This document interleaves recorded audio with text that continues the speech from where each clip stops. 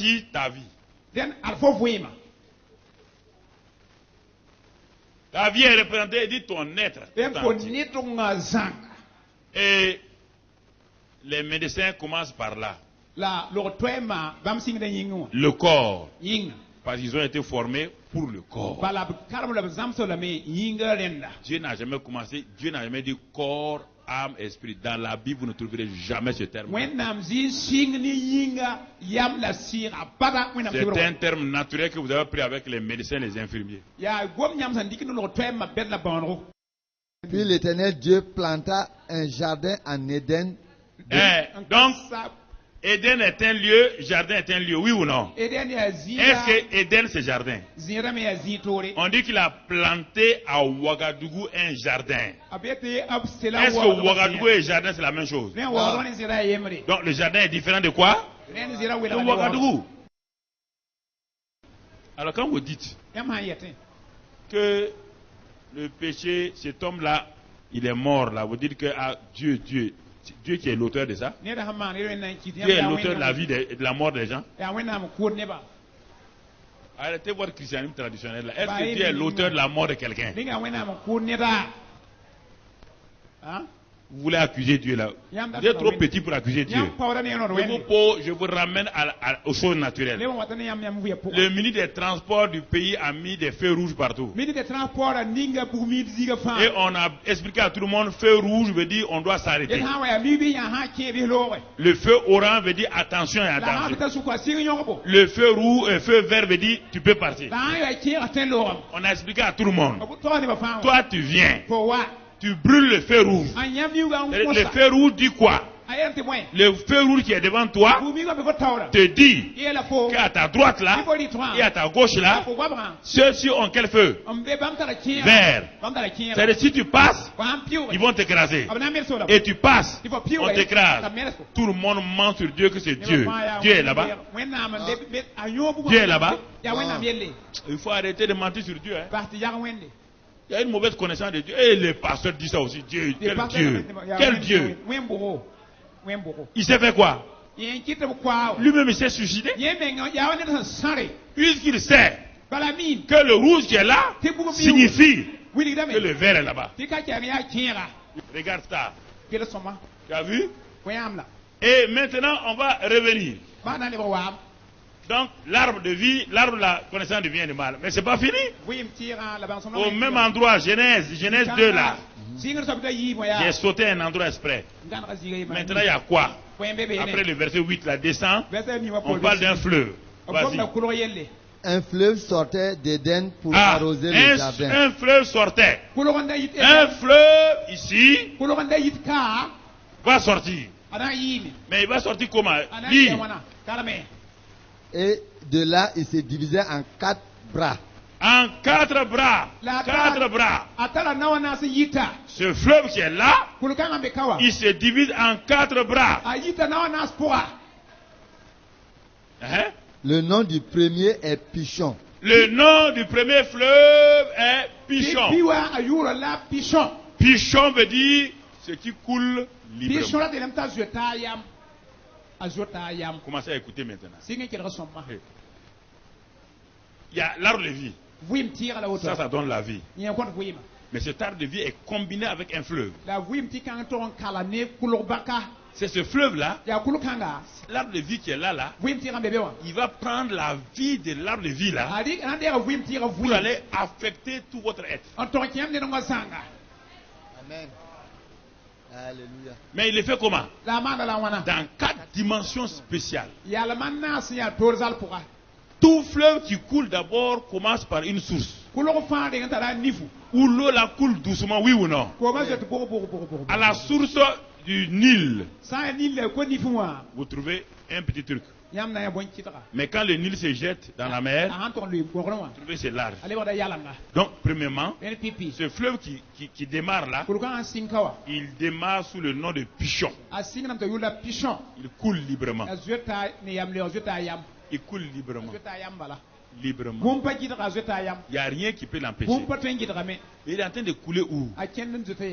dans Éden d'abord. Pas dans Éden et dans. Il n'y a rien de mauvais ici. Rien. C'est pourquoi il n'y a rien, il n'y a pas d'obstacle. Il coule quoi? Librement. J'ai mis 4 branches ici, différents là. Mais en réalité, ils ne sont pas différents, c'est des étapes. Premièrement, il sort sous forme de source. Et il coule. Il n'y a rien. Et un peu plus loin, on va découvrir son autre nom. Le nom du second fleuve est Gihon. Gihon. Gihon. Et à un moment donné, ça c'est grand jaillissement. Ce fleuve qui a commencé là va devenir quoi? C'est pourquoi Jésus dit des fleuves d'eau vont faire quoi? Jailliront. Mais quand il parle à la Samaritaine, il parle de quoi? D'un simple puits. Mais plus tard, dans Jean 4, il dit puits. Dans Jean 7, maintenant, il dit quoi? Les fleuves vont jaillir. Ce fleuve-là est fait pour jaillir, pour inonder quoi? Pour arroser quoi? Mon âme et mon corps. C'est pourquoi il change de nom. Quand il descend dans la vallée là, dans la plaine, il change de nom. Il devient grand jaillissement Gihon. Et ensuite, le nom du troisième est Hiddekel. Hiddekel. Ça veut dire rapide. Maintenant, il devient rapide puisqu'il est en train de descendre comme les chutes de Niagara. Il devient quoi? Il est rapide. Il est rapide. Il veut aller rapidement. Rapide. Et enfin, le quatrième fleuve, c'est l'Euphrate. L'Euphrate. Quand il arrive ici, dans la mer, le corps là, on l'appelle quoi? L'Euphrate veut dire quoi? Eau douce. Ah, mais c'est pas fini. Les 4 fleuves là concernent en même temps Dieu, mais quand Dieu est fort. Les 4 races sont là devant vous.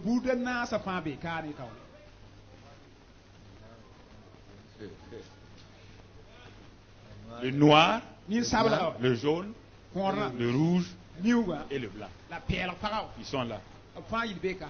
Alléluia. Et relis ça avec le nom des pays là. Il y a le nom des pays. On t'a pas donné. Le monde n'était pas comme il est actuellement parce qu'il y a eu la dérive des continents. Au commencement, il n'y a pas de dérive des continents. Le nom du premier la vie est humaine Pishon. n'était nulle part ailleurs qu'ici. Donc, toute la vie humaine vient de là. Regarde ce que Dieu a mis. Le premier fleuve s'appelle quoi? Pishon, c'est celui qui entoure tout le pays de Avila où se trouve l'or. Lis les autres. Le pays d'Avila. C'est celui qui entoure le pays de Cush. Cush, c'est quoi? L'Éthiopie. Le noir, l'Éthiopie. Et Hiddekel, c'est celui qui coule à l'orient de l'Assyrie. Ça, c'est les orientaux. Lis. Si j'ai une étude plus complète, je vais montrer ça. On n'a pas le temps. Les orientaux là-bas, ça coule là-bas. Le premier, c'est les Européens. Les Noirs.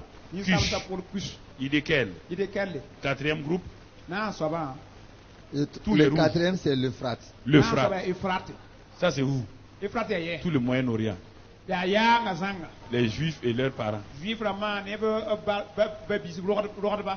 Donc, les 4 races sont là déjà. Le noir n'est pas maudit.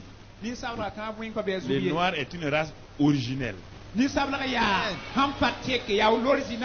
Arrêtez de vous laisser traficoter par les gens. C'est pas le soleil qui vous a brûlé. Si le noir n'est pas maudit, le noir est une race originelle.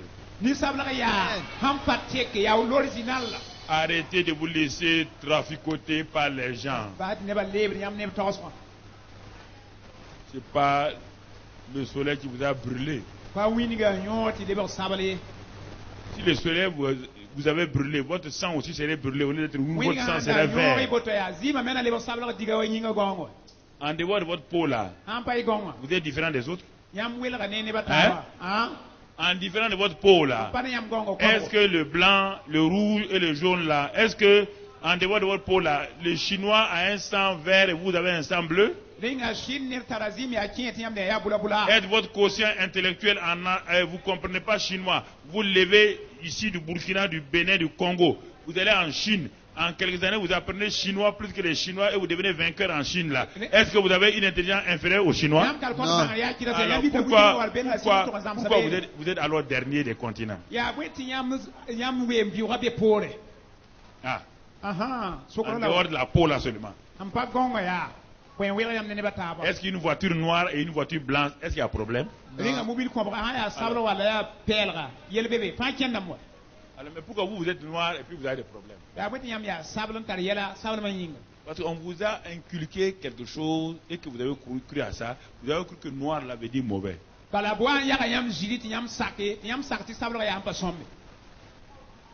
Le noir est le plus intelligent. Écoutez, si vous amenez un Américain pour apprendre le verre, ou bien appeler à comprendre le Congolais. Amenez-le. Le noir va dans n'importe quelle partie, en quelque temps il a compris toutes les langues, oui ou non? Il fait toutes les matières sans problème, oui ou non? Amenez les blancs là dans vos pays et dites-leur d'apprendre vos traditions, est-ce qu'ils peuvent? Le noir est le plus intelligent. Il veut vous, parce que la dernière civilisation puissante, c'est le noir.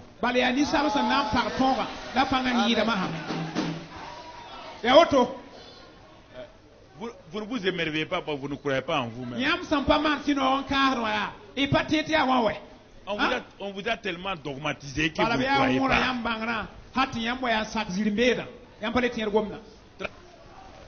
Quand les Africains arrivent dans des endroits, quand tu les vois marcher à une grande conférence, donc dès qu'on dit l'Asie, on dit c'est les dragons. Que les pays du dragon. Les pays du dragon sont levés. Quand on dit l'Amérique, on dit le leader s'est levé. Quand on dit l'Europe, c'est le Nord. Quand on parle de l'Océanie, tout le monde se lève. Quand on arrive aux Africains, tu les vois, ils se lèvent comme ça. Et on dit, Africains, levez-vous. On dit, venez ici. Comment? Un homme comme toi, créé à l'image de Dieu, ambassadeur.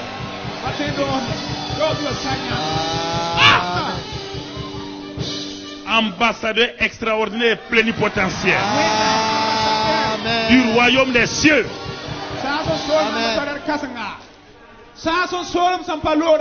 Membre d'un gouvernement qu'on ne peut jamais changer.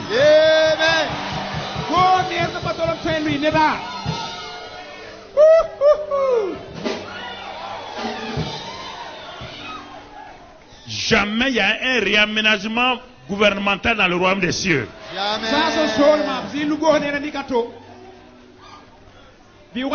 Tu es ministre d'État du Seigneur. Amen. Alléluia. Amen. Sur la terre. Mais écoutez, tout ambassadeur dans un pays, il représente quoi? Est-ce qu'on peut le toucher? Non. Est-ce que la police peut l'arrêter? Non. Alors pourquoi vous laissez la police de Satan, les démons vous arrêter? Si les démons de Satan, si un policier vous arrête, vous lui demandez est-ce qu'il a regardé la plaque là? C'est écrit CDM, chef de mission diplomatique. Chef de mission diplomatique. Le policier fait quoi? Il fait garder passer. Si les démons vous arrêtent, montrez-lui le sang de Jésus. Alléluia. Montrez-lui le nom de Jésus. Amen. Et il vous dira quoi? Laissez.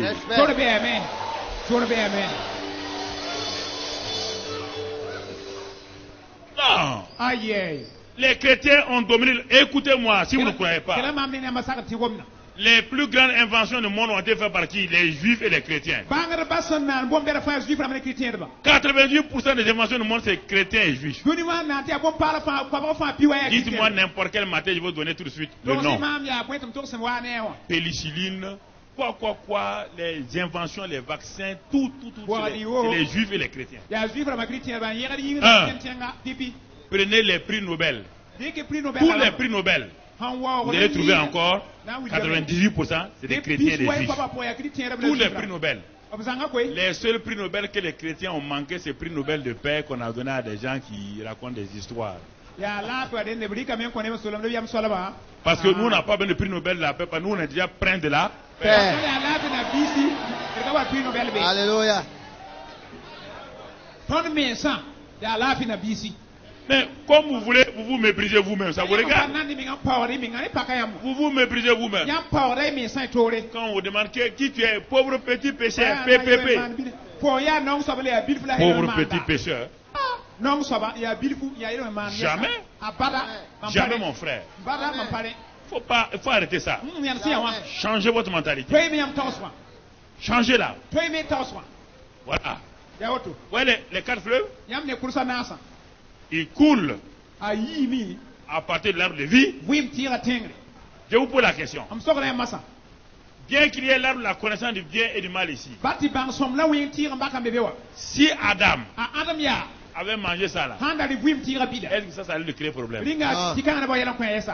Tout ce qui est ici allait donner la vie à quoi? Mais comme il a mangé ça, qu'est-ce qui s'est passé? En mangeant ça, il a annulé ça. C'est pourquoi Dieu a fait quoi? Il a fermé quoi? Est-ce qu'il peut rentrer encore? Est-ce qu'il peut boire les fleuves d'eau vive? Est-ce qu'il peut manger l'arbre de la vie? C'est écrit dans Genèse. Dès qu'Adam a mangé ça, Dieu a fermé ça. Et il a mis 2 anges qui l'empêchent d'avoir accès à ça. Voilà notre problème. Donc on n'a plus de fleuve, on n'a plus d'arbre de vie. Jusqu'à ce que Jésus est lui-même l'arbre de. Et le Saint-Esprit est le fleuve de. Et notre esprit est revenu encore à là. Désormais, le jardin d'Éden, c'est où? Le jardin d'Éden est où? Mon esprit est l'Éden du Saint-Esprit. Donc, dans mon esprit, il y a non seulement l'arbre de vie, il y a les fleuves d'eau vive. C'est pourquoi Jean s'est dit que les fleuves d'eau vive couleront de votre sein. Et pour terminer, on va aller dans Ézéchiel 47. Il doit avoir 2 témoins dans la Bible toujours pour confirmer votre enseignement. On a vu Genèse, allons dans Ézéchiel 47 maintenant. Regardons attentivement pour comprendre encore. Ézéchiel 47. Verset 1. Lis-le. Le Seigneur me ramena vers la porte de la maison. Et voici de l'eau sortait sous le seuil de la maison. À l'Orient. Car la face de la maison était à l'Orient. L'eau descendait sous le côté droit de la maison au midi de l'autel. On parle que l'eau descendait. On parle de quoi d'abord? D'une maison. Nous sommes la maison de qui? Hein? On revient toujours là. Nous sommes la maison du. Étant la maison du Saint-Esprit, quelle est la partie qui est réellement la maison du Saint-Esprit? Ici. Et l'eau coule d'où? L'eau la part d'où? Du côté droit de la maison. Au ciel, qui est du côté droit? Jésus. Quand il envoie le Saint-Esprit, ça a coulé de quel côté? Du côté droit de Dieu. C'est Jésus est en vous il s'appelle Christ. Par le Saint-Esprit. Donc, votre esprit est né de nouveau. Ézéchiel est en train de vous découvrir encore quelque chose. Donc, vous êtes devenu la maison d'habitation de. Ça, c'est votre véranda. Ça, c'est le salon. Mais ça, c'est là où vous vivez vous-même de façon intime. Ça, c'est votre véranda. Ça, c'est le salon. Mais ça, c'est là où vous vivez vous-même de façon intime. Votre esprit est régénéré. L'arbre de vie est en vous. Les fleuves d'eau vont commencer à jaillir. Continuons.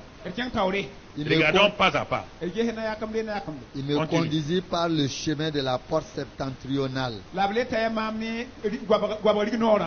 Et il me fit faire le tour par dehors jusqu'à l'extérieur de la porte orientale. Et voici l'eau coulait du côté droit. Ok, l'eau coulait du côté droit. Continuons. Maintenant, regardons. Lorsque l'homme s'avança vers l'Orient, il avait dans la main un cordeau et il mesura 1000 coudées. Il me fit traverser l'eau et j'avais de l'eau jusqu'aux chevilles. On va s'arrêter là.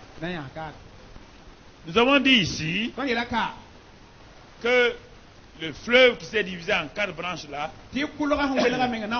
ou en 4 étapes là, au commencement, l'eau coulait librement. C'est-à-dire que, comme l'eau de source. Après, il a commencé à devenir un grand jaillissement. Après, il a commencé à devenir rapide. Et il est parti devenir de l'eau douce. Ici. Il dit maintenant, dans Ézéchiel là, il dit, l'homme qui me conduisait, il a mesuré 1000 coudées. Et il m'a pris, et il m'a amené où? L'eau est en train de couler. L'eau est en train de couler.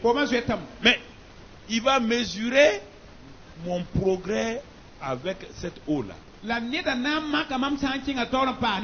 L'eau la sort de mon cœur. Et ça va affecter quoi?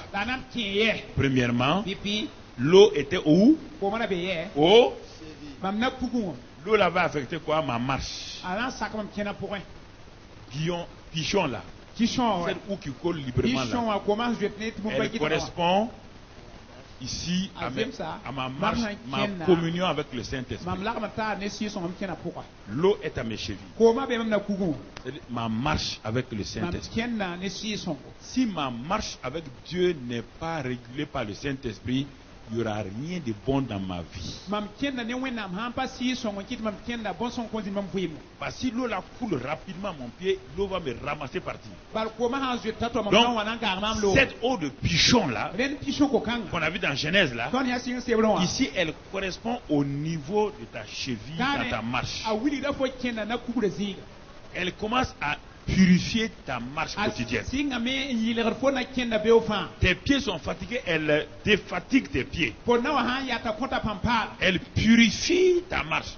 Et tu commences à prendre plaisir à la communion avec le Saint-Esprit.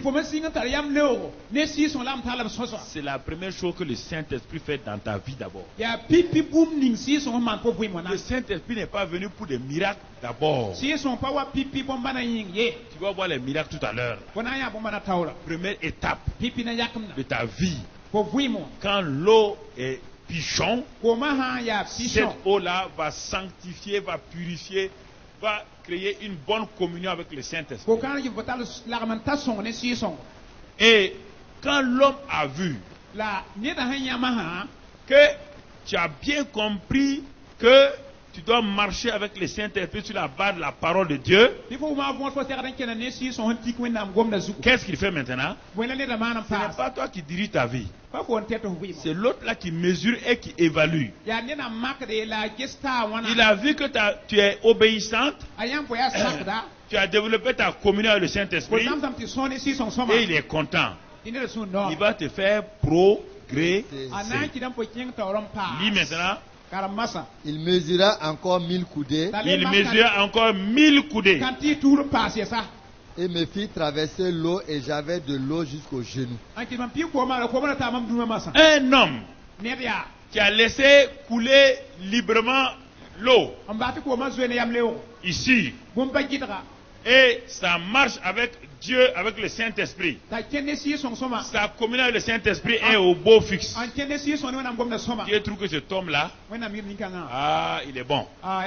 Cette femme-là peut faire beaucoup de choses. Dieu commence à s'intéresser à quel aspect de sa vie?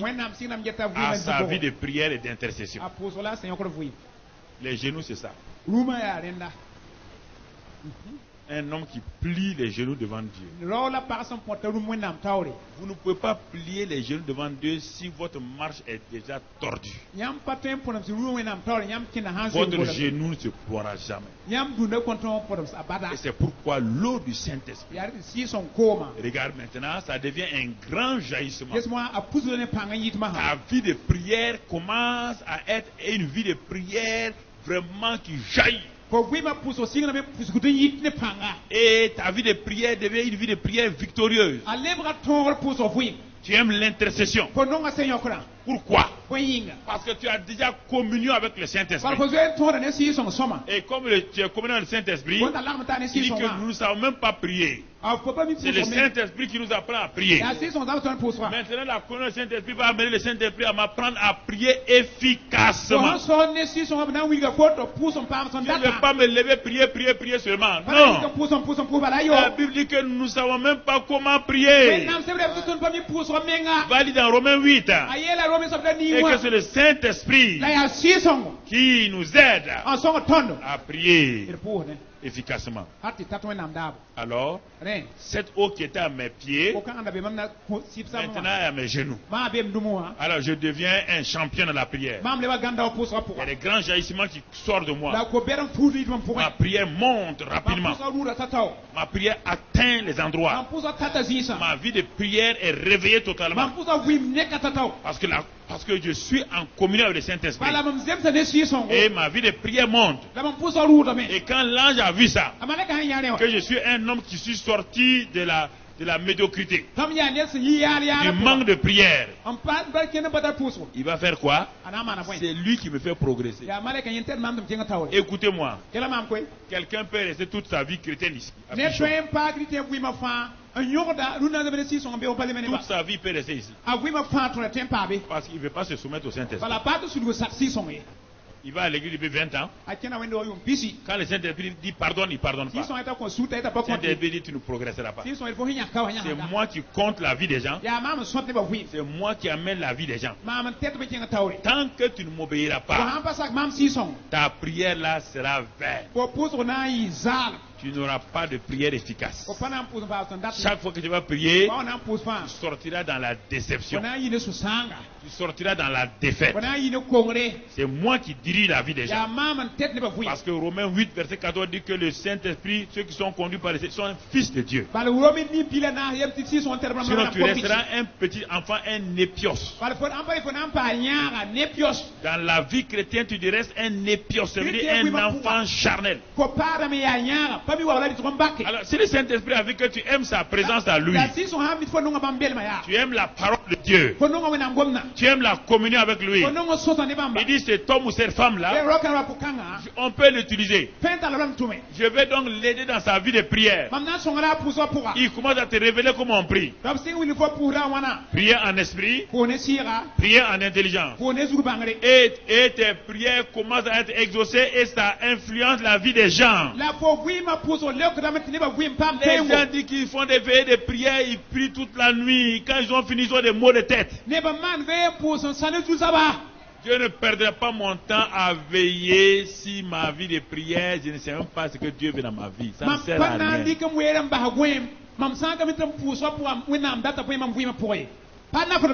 La prière, ce n'est pas le bruit.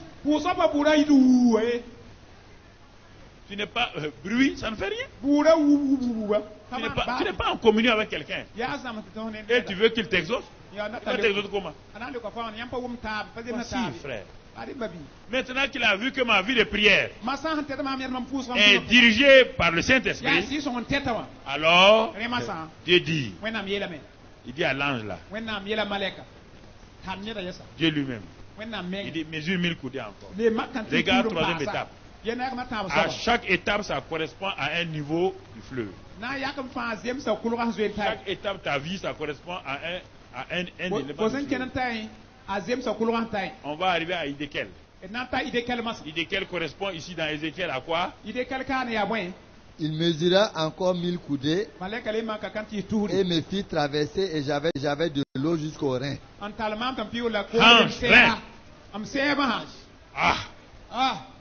Les gens nés de nouveau, on les met dans le combat spirituel. Pourquoi les chrétiens sont malades et les démons les maltraitent? Un enfant, comment? Écoutez, parfois je suis triste et je pleure. Dans le naturel.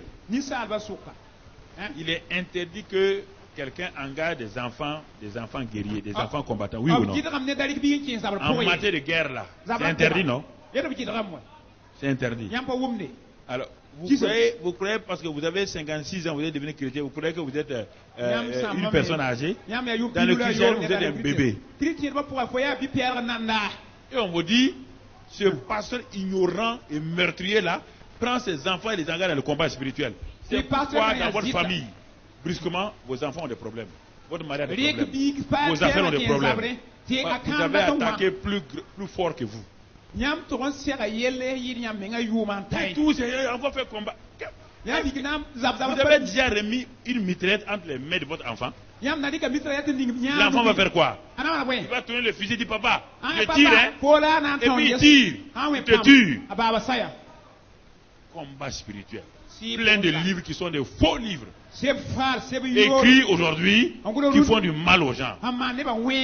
Ta vie chrétienne progressait.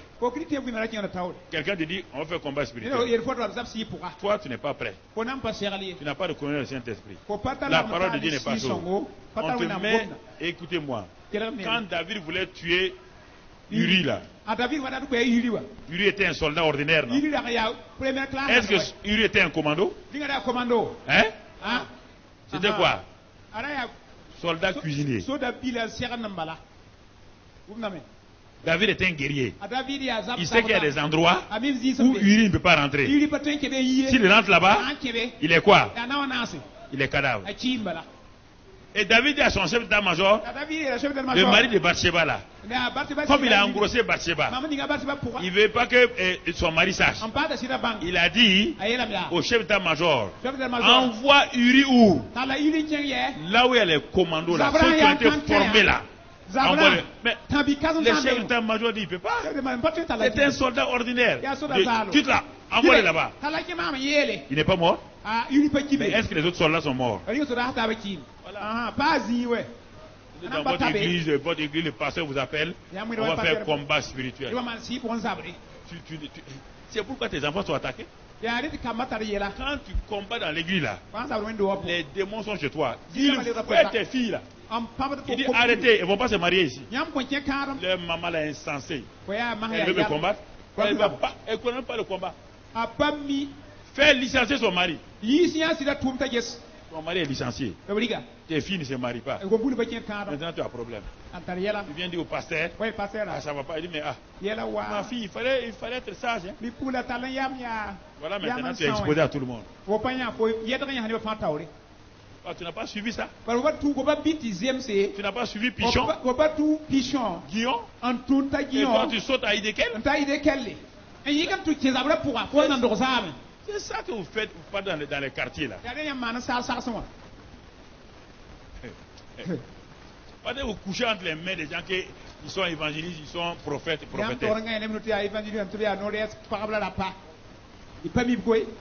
Je vous pose la question. Avez-vous amené votre malade qui a besoin d'être opéré à une manœuvre qui soigne les plaies à l'hôpital?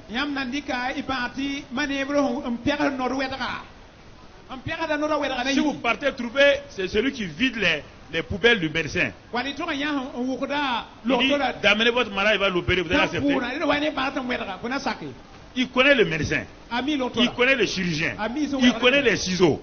Mais est-ce qu'il connaît la chirurgie? Mais pourquoi sur le plan spirituel vous n'êtes pas intelligent? Vous comptez voir ce type-là, vous le voyez vous-même. Il n'y a aucune connaissance spirituelle en lui. Il dit non, viens. On va te délivrer. La seule chose qu'il sait dit Alléluia. Alléluia. Est-ce que Satan est un boxeur? Est-ce que comme ça là, au moins il fait comme ça. Satan a son dos. Satan le frappe ici. Tu ne comprends pas, les jeunes pasteurs là nous fatiguent. Quand on leur parle, ils ne veulent pas écouter. Ils amènent des gens dans des choses terribles. Et c'est ça que vous aimez. C'est ça que vous aimez. Alléluia. Alléluia. Alléluia. Assois-toi. Ma soeur, on va prier pour toi. Assois-toi au milieu. On va prier pour toi. Alléluia. Alléluia. Il te convoitait il y a longtemps. Assois-toi, ma soeur. Alléluia. Alléluia. Makabrabaho. Eteke. Hey. Opanya.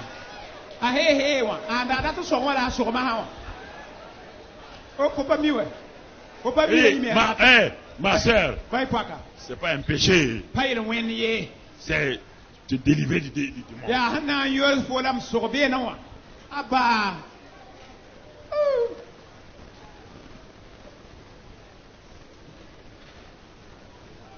On arrive à Ephrat. Il mesura encore 1000 coudées. C'était un torrent que je ne pouvais traverser. Un torrent continu. Car l'eau était si profonde qu'il fallait y nager. On ne peut plus nager. Vous voyez?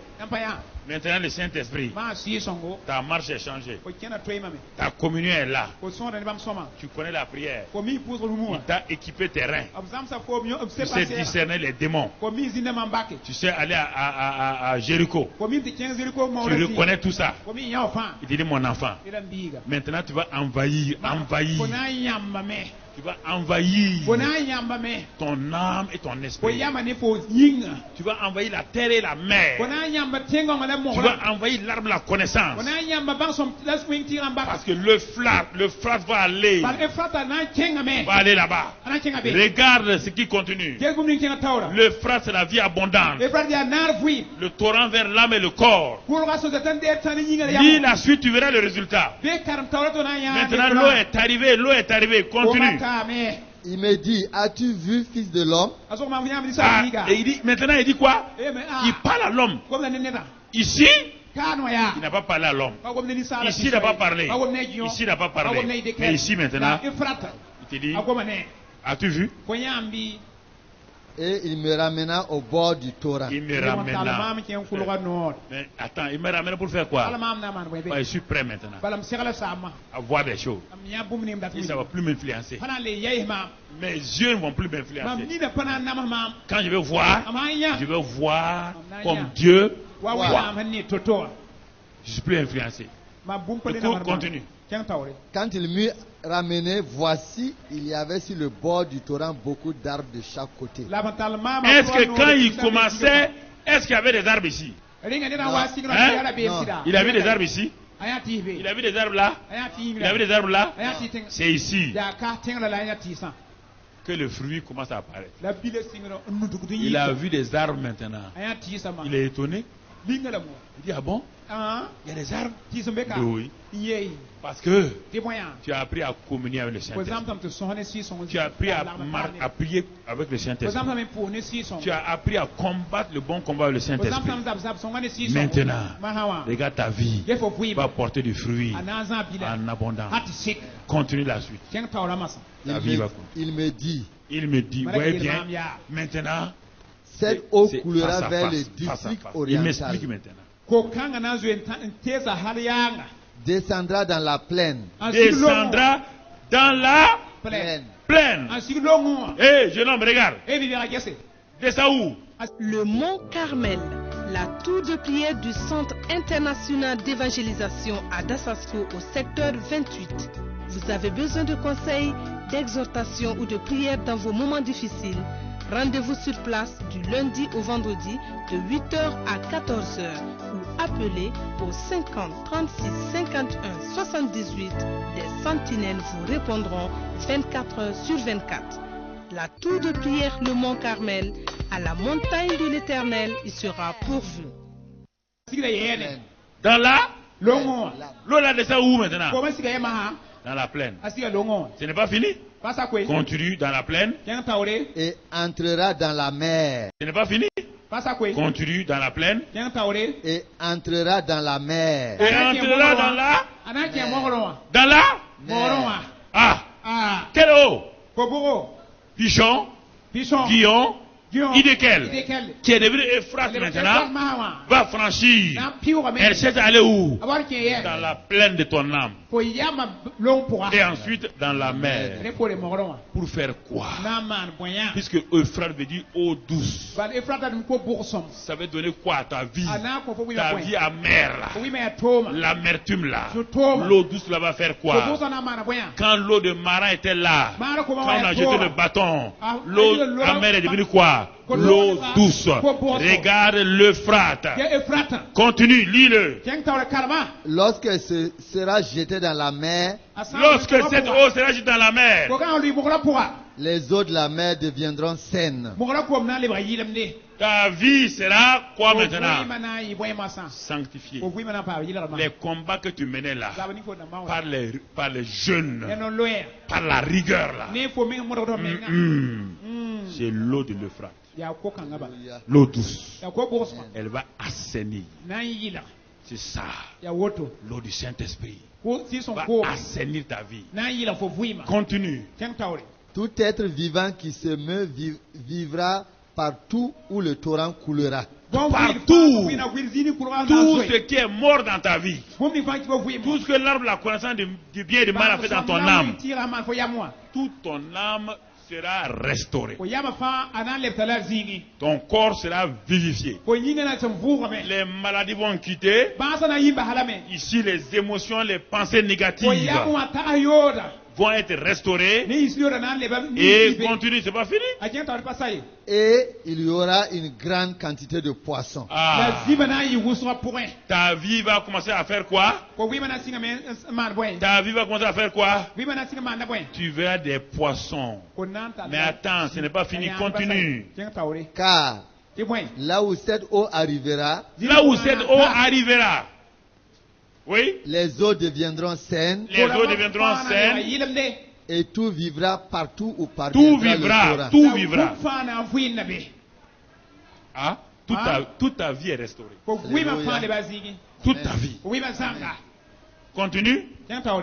Des pêcheurs se tiendront sur ces bords.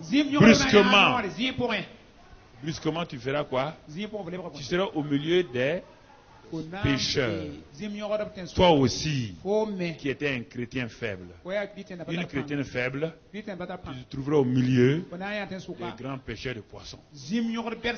Ah, Seigneur, comment j'ai fait? Il dit, mon enfant, tu as laissé l'eau du Saint-Esprit, la communion du Saint-Esprit, te conduire. Ta vie de prière a été renouvelée. Tu as mis à tes hanches à tout la ceinture de vérité. Maintenant, je te qualifie et je te mets parmi les grands pécheurs. Et ces grands pécheurs, ta vie va commencer à produire quoi? Lis encore. Depuis En-Gedi jusqu'à En-Eglen, oui, on étendra des filets. Il y aura des poissons de diverses espèces, oui, comme les poissons de la grande mer, et ils seront très nombreux. Alors, toi qui n'as jamais amené quelqu'un à Christ, toi qui depuis 15 ans tu es converti, tu amènes des gens à l'église, mais tu n'as jamais amené quelqu'un à Christ. Toi-même, tu vas commencer à amener des gens à Christ. Dans ta vie, les poissons seront nombreux. Amen. Tu n'as plus besoin de... Dans ton service, tu vas commencer à affecter les gens. Les gens verront en toi cette secrétaire-là. Les gens du service viendront dire, ah, ma vie est comme ça. Et tu vas commencer à les pêcher un à un, une à une. Si tu es à l'université, tu vas commencer à pêcher les étudiants. Partout où tu es, tu vas commencer à pêcher les gens. Les poissons seront nombreux. Tu es classé parmi les pêcheurs du monde. Toi, tu ne suis pas ça. Vous voulez sauter d'un seul coup. C'est pourquoi quand Satan se venge sur vous, vous avez des problèmes. Vous dites, mais qu'est-ce qui m'arrive? Tu es parti mettre des armes dont tu n'as pas droit. Il faut faire comme David. David dit que les armes de Saül ne lui conviennent pas. David a été habitué à opérer avec ses propres armes. Mais des armes insignifiantes. Des cailloux, des bâtons, des lance-pierres. David dit, c'est ça je connais. Toi, tu veux aller te mettre là où tu ne dois pas te mettre. Tu te fais appeler grand prophète, grande prophétesse. Mais tu ne sais pas qu'à chaque ministère, il y a des épreuves. Eh oui. Un chrétien ordinaire. Satan met des petits démons. Si tu dis que tu es apôtre, si tu es prophète, Satan va mener quoi? Parce que tu es un élément, un officier supérieur de Dieu. Oui ou non? Satan va amener quoi sur toi? Les esprits méchants. Pas des petits démons. Hein? C'est normal. Dans une armée, si on sait qu'il y a le général, on peut attraper qui? Si on attrape l'état-major là, est-ce qu'il y a plan encore? Est-ce que l'armée peut opérer? C'est l'état-major qui envoie les plans. La plupart des gens se lèvent, ils croient qu'il suffit de porter des cartes de visite prophète international, intercontinental et interplanétaire. Que ça suffit d'avoir ces cartes-là et puis c'est fini. Et Satan dit aux gens, elle a dit qu'elle est prophétesse. Vous la voyez là? Donnez-lui toutes les épreuves de prophétesse. La maladie vient maintenant. Les attaques viennent. Ton entreprise qui marchait là, il balaye ça. Tu n'as pas dit que tu es prophétesse, non? Il faut prier maintenant. Tu n'as pas dit que tu es Gandaogo? Gandaogo maintenant. Dites à vos amis en ville. Toi, tu es en train de... Il faut le dire. Hein. Tu dis que tu es prophète. Tu es prophète de qui? Qui te connaît? Dans ton quartier, qui te connaît? Prophète escroc. 50 000. Quand tu t'arrêtes avec 4x4. Quand tu t'arrives dans sa porte avec 4x4, c'est 50 000. Quand tu viens avec Peugeot, 30 000. Quand tu viens avec Babi, 15 000. Quand tu viens avec moto, 10 000. Quand tu viens à vélo, 2500. Quand tu viens à pied, 500.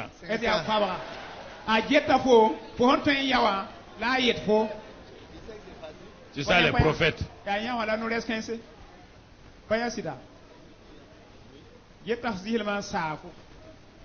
Regarde mon frère. Lis pour terminer.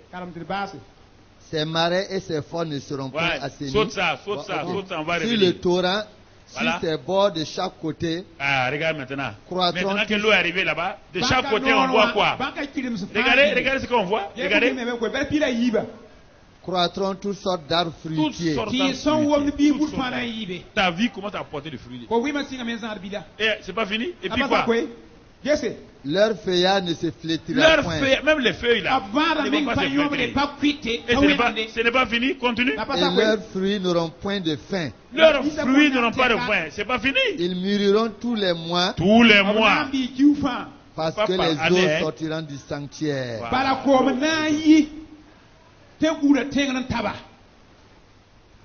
Mais, il y a un mais. Il y a des choses que tu ne veux pas livrer à Dieu. Tu les gardes en toi. Tes petits péchés mignons là. Tes mauvaises habitudes là. Tu ne veux pas les livrer. Et tu dis que mais tout le monde a des défauts. Tout le monde a ses défauts. Lis maintenant les marais là. Lis ça. Lis ça pour terminer. Ces marais et ces marais. Hein? Les marais c'est quoi? C'est là où il y a les herbes hautes, il y a la boue et tout. Ça, ce sont tes petits péchés là. Ces marais Continue. Et ces forces ne seront point assainies. Ces forces ne seront point quoi? Bien que l'eau là est assainie, l'eau de la mer. Mais tout ce qui est caché en toi, tout ce que tu ne peux pas livrer là, Dieu te laisse la liberté. Ces marais là, ces fossés là, ils ne seront pas assainis. Et comme ils ne sont pas assainis, petit à petit, tout ce que l'eau là a fait, le peu là va commencer à empoisonner quoi? Toute ta vie encore. Dieu vous aime. Amen. Il continue à vous aimer. Amen. Vous êtes excellent. Alléluia. Vous êtes merveilleux. Amen. Vous êtes bénis. Dites avec moi, Seigneur. Oh, je suis content. Je suis en train de progresser. Rien ne va m'arrêter. J'ai la connaissance maintenant. Je vais marcher dans cette connaissance. Non seulement j'expérimente Pichon, Guillon, et desquels? Et l'Euphrate. Casse de l'Euphrate, qui est venu mon grand-père Abraham. Je comprends maintenant pourquoi Abraham a impacté le monde. Parce qu'il est venu de l'eau douce. Il était eau douce. Il a arrosé le monde entier avec la vie d'Euphrate. Je suis un descendant d'Euphrate. Je marche dans cette vérité-là. Le Saint-Esprit est en moi. Il m'a rempli. Je ne peux pas échouer. Je refuse. Car j'ai été créé rien que pour le succès, la bonne santé, la victoire. Ni aucun démon, aucun sorcier, aucun magicien ne peut prévaloir sur ma vie. Car je suis plus que vainqueur. En toutes choses, je suis plus que vainqueur. Partout où je vais, la vie divine s'opère en moi. La grâce divine me suffit. Je suis un champion de Dieu. La vie divine passe à travers moi pour toucher ma famille, mes parents, mon quartier, ma ville, mon pays. Car je suis un instrument de Dieu. Je refuse l'échec et la médiocrité. Car mon père n'est pas médiocre. Mon père n'est pas dans la défaite. Tel père, tel fils. Je crois et je marche. C'est pourquoi mon âme. Écoute-moi, hein. Moi, je suis quelqu'un. La vie divine est en moi. Mon âme. Tu ne te plairas plus dans les impuretés. Tu ne te plairas plus dans la rébellion. Mon âme, tu as été assaini par les eaux de l'Euphrate, par le fleuve d'eau vive. Mon âme, lève-toi, sors de la porcherie, va vers le Père. Le veau gras t'attend. Mange-le. Ne regarde pas au visage de tes frères aînés qui sont remplis de haine. Mange le veau gras. Réjouis-toi. Bénis le Père. Bénis tes frères. Bénis le monde. Mon âme, je suis dans la victoire. Je refuse de vivre sous l'oppression du diable, sous le péché, car je suis plus que vainqueur. Mon âme influence mon corps. Mon corps, tu m'entends? Toute hypertension, tout diabète, tout cancer, toute maladie, maintenant, est boosté de mon corps. Mon âme étant prospère, mon esprit étant prospère, mon corps aussi devient prospère. C'est pourquoi je dis à la maladie, tu ne peux pas rien dans mon corps. Mon système immunitaire est boosté. Ma circulation sanguine est normalisée. Ma tension est normalisée. Ma glycémie est normalisée. Toute maladie, toute infirmité, par le sang de Christ Jésus, vous êtes détruite. Vous êtes guéris. Toute oppression satanique, vous libérez maintenant mes pensées, car je suis délivré par le sang de Jésus. Merci Père. C'est fait. Amen.